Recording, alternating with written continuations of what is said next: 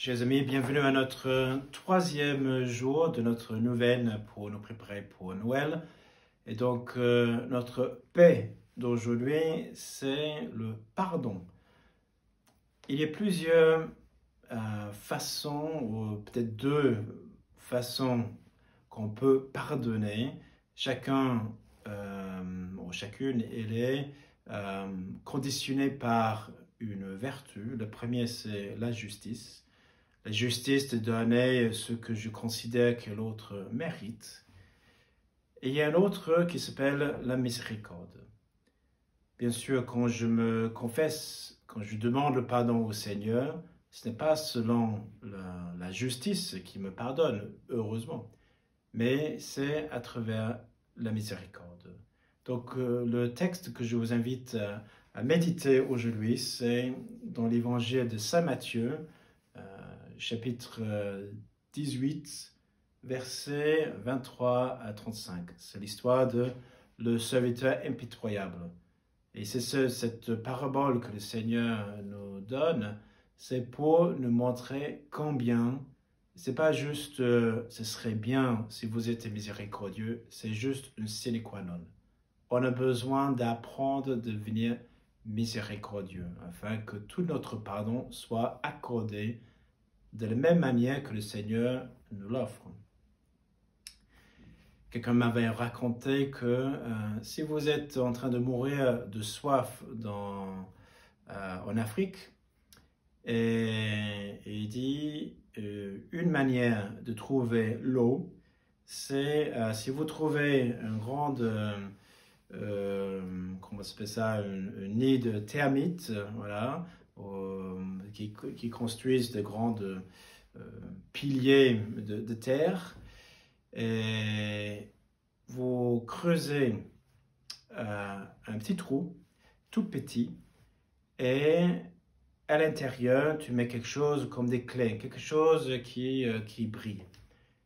Donc, s'il y a des babouins qui ont observé ce que tu es en train de faire, parce qu'ils sont tellement curieux, ils veulent savoir qu'est-ce que tu as mis dans ce petit trou. Donc, tu t'assois sur l'arbre, hein, voilà, et tu attends que le babouin va regarder qu'est-ce qu'il y a dedans. Donc, ils vont mettre la main dans le trou, ils vont sentir qu'il y a quelque chose. Ah, qu'est-ce que c'est?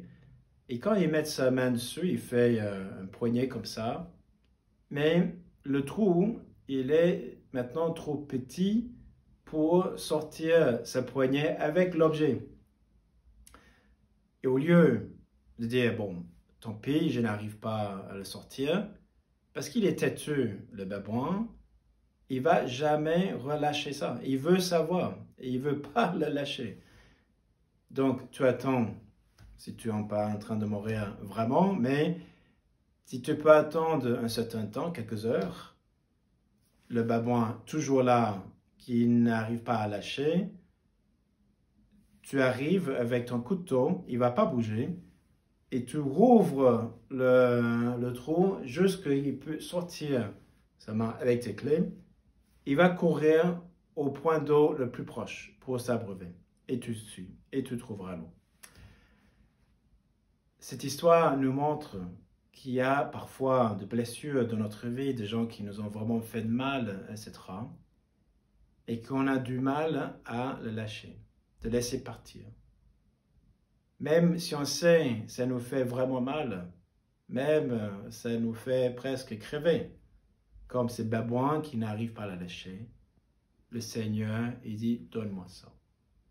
Je sais que ce mal est en toi, mais j'ai le moyen de te délivrer de cela. Et c'est le pardon. Le pardon que tu peux accorder à cette personne. Demandons au Seigneur aujourd'hui, si vous êtes quelqu'un dans votre passé, dans votre entourage, que vous avez vraiment mal à pardonner, une blessure qui dure un certain temps, qui peut devenir presque une forme de cancer spirituel, de demander déjà en première place la grâce de vouloir le pardonner. À la même manière que Dieu te pardonnait chaque fois que tu vas te confesser. tu as reçu la miséricorde à travers le sacrement de la réconciliation. Cette parabole que le Christ nous laisse aujourd'hui, c'est pour nous montrer que on a besoin. Pourquoi le Seigneur nous le donne? Déjà pour nous faire du bien, mais aussi pour nous donner sa miséricorde afin qu'on puisse maintenant l'appliquer aux autres. On ne peut pas jamais justifier devant le Seigneur une attitude de pure justice. La loi, il m'a fait mal, c'est vrai. Objectivement, c'est vrai. Mais est-ce que le Christ nous demande d'avoir raison? Ou est-ce qu'il nous demande plutôt d'aimer? Et partie de l'amour, c'est le pardon que j'accorde aux autres. Donc, prions le Seigneur qui nous aide à avoir cette grâce, de l'accueillir, de l'appliquer avec la même largesse avec laquelle nous avons reçu chaque fois on se confesse, afin qu'il puisse nous guérir de nos blessures et nous redonner la paix au fond de notre cœur. Je vous souhaite une bonne journée.